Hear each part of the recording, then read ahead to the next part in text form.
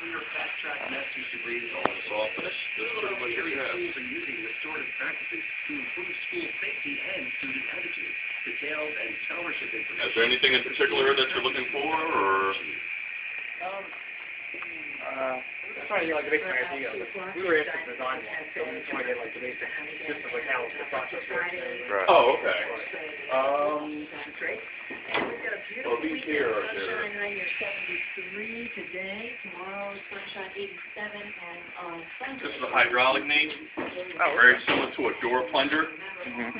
It actually lets you play with it. You can bend the knee back to see what it feels like. You get tension when you pull it back.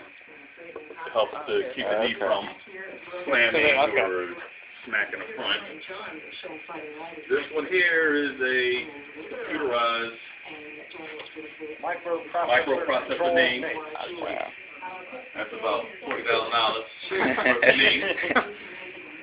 And it actually has a computer in it that sees how you're walking, and it adjusts the knee to how fast you're walking and everything. So what if like if you're running too, I guess?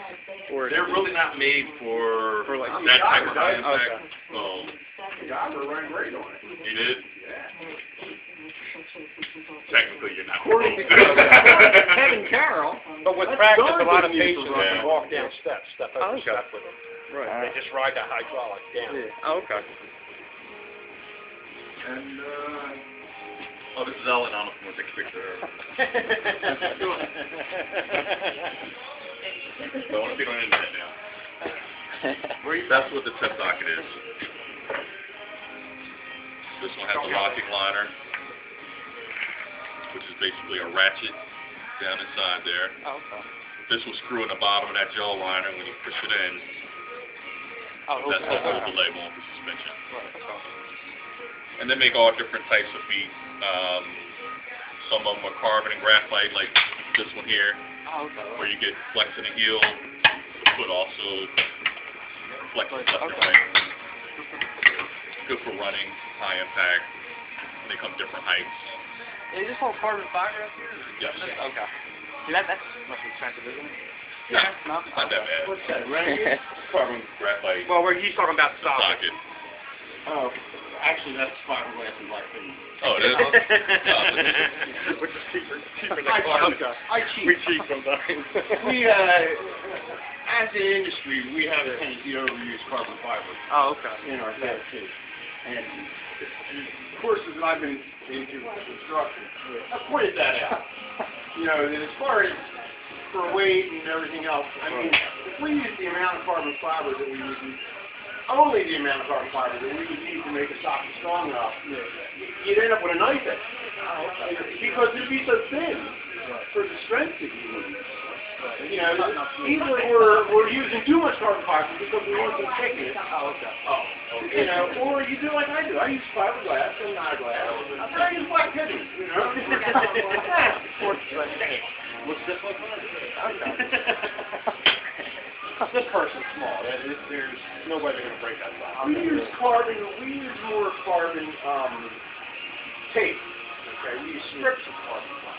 Okay. When we're putting something together, like this socket here, this is the tech socket, and this metal jig on here has got metal tabs that go up the side of the socket, and they're fastened in place with an acrylic material. Right. Well, the same thing is inside of this. You can actually see the straps. And when this socket is made, it's made in two sections.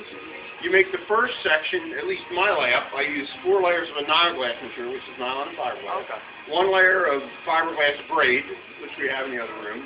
And then also a square of 4x4 carbon fiber. Goes on the bottom of the socket. Okay. Then we bring it out, we put it in a jig like that one there, and on that one we're going to actually re-gump this piece into position.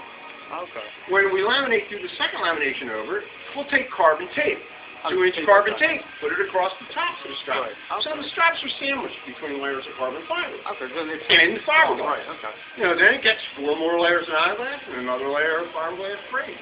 You know, in addition to, and the resins we're using are epoxy acrylics. Okay. You know, so they're really quite strong, even though there's not much size to them. Right. Yeah.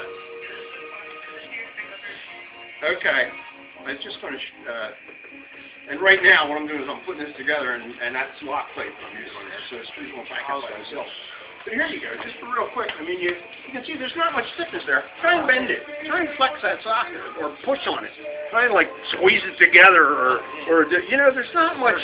Yeah, there's not much size there, but it's strong. Yeah, you're only putting some. I mean, this gentleman weighs 160 pounds. You know, so you're not beating it up. The stresses that you're putting onto it. You know, you're covered. If you get somebody that's really big that maybe is going to stress this wing here, put a piece of carbon tape across where we know they're going to stress it. You know, you can put the strength where you need it. Right. I mean, everything, industry-wide, rim shops are almost like prototype shops. Because every job is a one-off. You know, every socket is unique. Every person's different. Yeah, sure. Sure. You know, you don't go down to Rite Aid and say, give me a size 3 legs. It doesn't work that way. Someday, you know, we have used the computer scanners and whatnot. And so, this gentleman, this is a training limb. Okay. All right, this is his first leg. He's getting he's going into the hospital on Monday for training. This type of knee is a weight-activated locking knee. If you put weight on it, it locks. You know? It's that easy. That way, as opposed to a manually locking knee, would be one every time you stand up and extend the knee, it would lock. And then in order to sit down, you got to walk like this.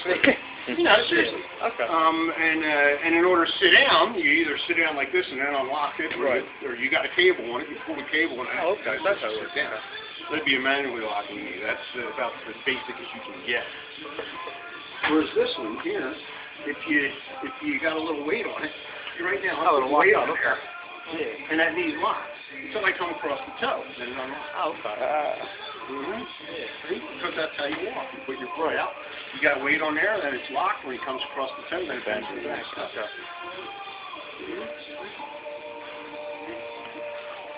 Even with a little bend in it, that's still locked. Come across the toe. So it's not until you come across it unlocks. It's a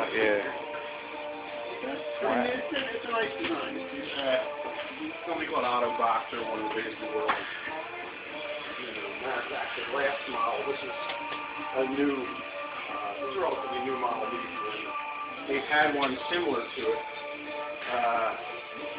ages ago. It's probably the most common prosthetic knee worldwide.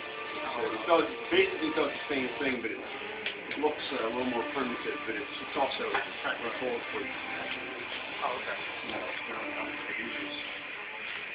you guys are from Penn State, huh? I'm a Penn State grad. Oh, really? Okay. Yeah, believe it or not, I didn't even talk to physical education. So, which is good, because then I have my anatomy, my kidneys, and all the rest. Mr. Drummond out front yet? No, he's still in the room. He's ready to completely throw the head.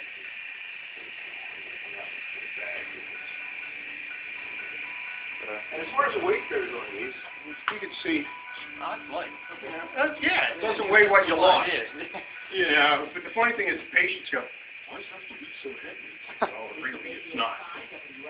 You know, it's all, everything's titanium and aircraft grade. Right. You compare that to a real foot, I mean,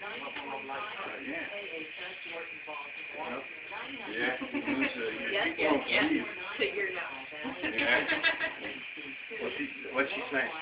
Nothing. Girl talk. Oh, okay. Oh, well. Brandywine campus, where's that at? 352? Yeah. Oh, okay. I'm familiar with it. Yeah, it's the same.